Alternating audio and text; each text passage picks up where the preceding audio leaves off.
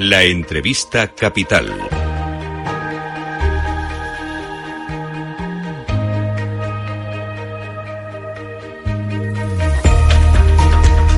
Luis Vicente Muñoz. Cumbre de la OTAN en Washington, conmemoración del 75º aniversario, pero en realidad un examen interior para comprobar si la Alianza Atlántica sigue siendo disuasoria con su actual nivel de recursos económicos y o militares. De hecho, el centro parece estar en el diálogo económico de si el 2% de aportación sobre los PIBs de los socios es suficiente. Y da la impresión de que el mensaje es que no, que habrá que elevar esa aportación. Nos acompaña en Capital Radio para ayudarnos con el análisis de esta realidad el profesor de Relaciones Internacionales de la Universidad Europea de Valencia, don Frederik Mertens. Profesor Mertens, muy buenos días y bienvenido. Muy buenos días. Porque hablan mucho del dinero, del 2% sobre el PIB de los socios. Hay varios, más de la mitad, que ya están invirtiendo más en defensa de ese 2%, pero el mensaje parece ser muy insistente en que con eso no se alcanza a la inversión disuasoria ante potenciales conflictos.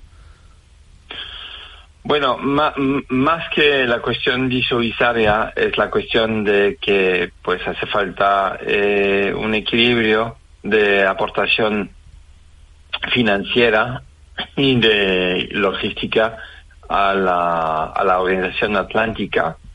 Perdón. Esta cuestión no es una cuestión nueva, no es una cuestión que data de la recriminación de Donald Trump hace algunos años. A Barack Obama, por ejemplo, quizá podemos remontar un poco más lejos, en que se pedía a los aliados atlánticos de invertir más en la defensa común, o incluso los propios programas de defensa nacionales, porque en aquel momento estábamos en una globalización, digamos, feliz, en la cual se pensaba que después de la caída del muro de Berlín, que íbamos a disfrutar de los que se llaman los dividendos de la paz.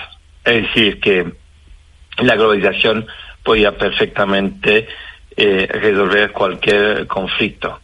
Y nos hemos despertado hace ya 2 años, una mañana, de manera brutal, en que la globalización y el mercado no responden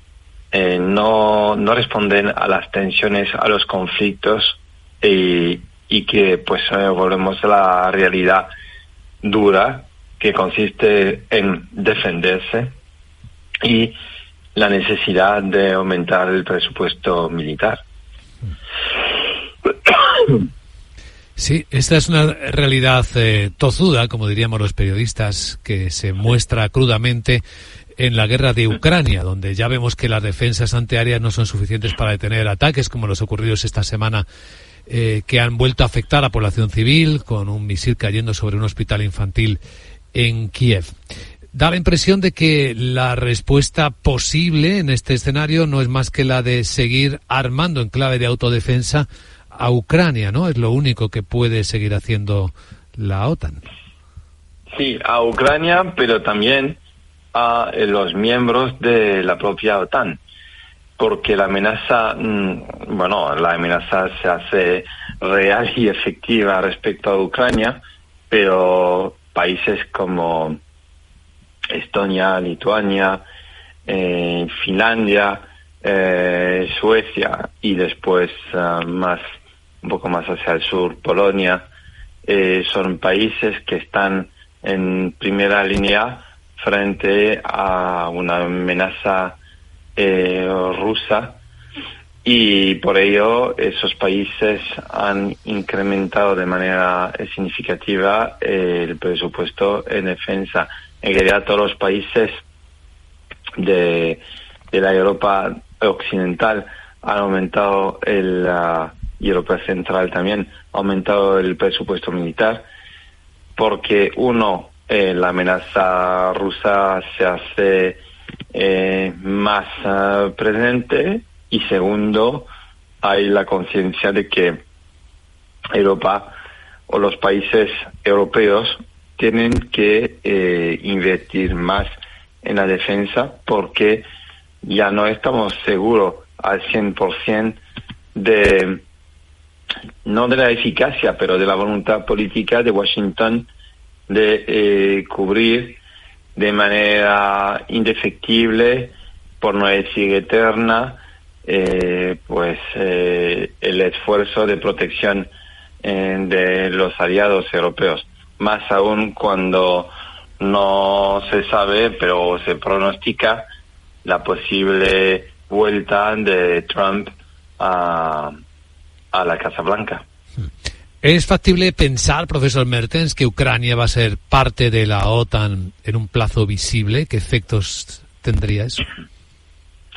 Bueno, Ucrania como tal lo veo difícil.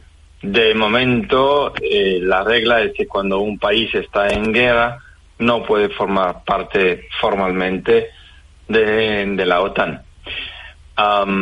Pero el hecho de que se hace saber que Ucrania podría tener las condiciones en un plazo mediano largo de formar parte de la OTAN es un mensaje claro lanzado a Moscú y los aliados de Moscú, que ese territorio, ese país forma parte, digamos, de la zona vital o de la área de influencia de la OTAN, porque la OTAN, no nos olvidemos que es verdad que es una organización militar, pero es también, y por no decir sobre todo, una organización política.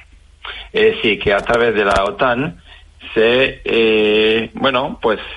transmite mensajes de naturaleza geopolítica sobre la área de influencia de los países occidentales, porque es una organización occidental, y cuando digo occidental, vamos más allá de consideraciones técnicas o militares, hablamos de valores democráticos, los derechos humanos, lo que es un Estado de Derecho, el servicio de las Fuerzas Armadas para la garantía de la democracia, etcétera, etcétera. Todo esto pasa también por el mensaje de la OTAN cuando afirma que tarde o temprano un tal país formará parte de la OTAN. Lo hemos visto con Suecia, por ejemplo, y con Finlandia. Ha sido la misma dinámica. Lo que pasa es que ambos países no están en conflicto y evidentemente es más fácil de integrarlos en la OTAN, a pesar de las dificultades que Turquía, o más bien Erdogan, ha intentado imponer a los miembros de la OTAN. En la cumbre que se está celebrando en Washington planea el fantasma de qué puede cambiar en la organización si Donald Trump gana las elecciones presidenciales en Estados Unidos. ¿Cuál es el escenario, profesor Mertens?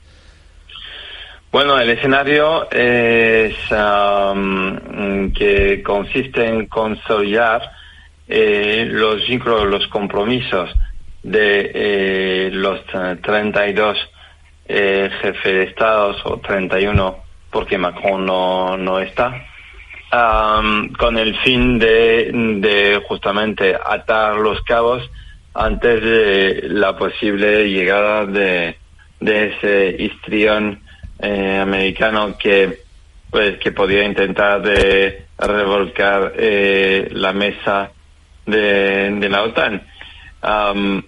Pero es verdad que esta organización funciona con la voluntad política de sus miembros.